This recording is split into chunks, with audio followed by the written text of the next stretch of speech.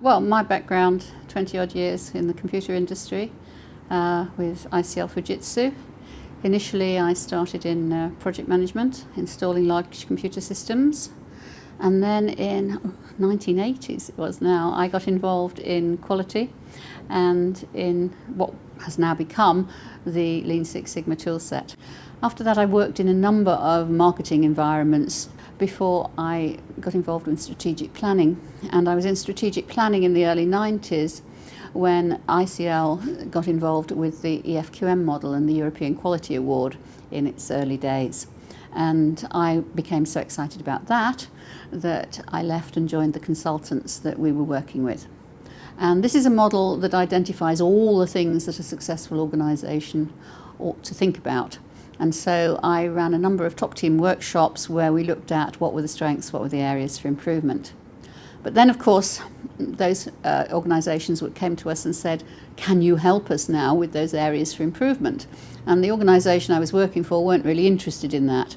And so we decided that we wanted to help them, and that's where Catalyst was born.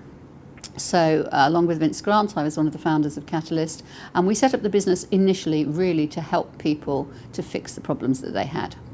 And after that, obviously Catalyst has grown. We've been going now for over 17 years, and I've had a number of roles getting involved in training and projects. I began to realise that we weren't going to have the success with projects unless we got involved in the soft skills side, as you realise more and more that getting buy-in was probably the most important thing. And so I started to specialise in the soft skills area and change management, and now I spend a lot of my time doing that.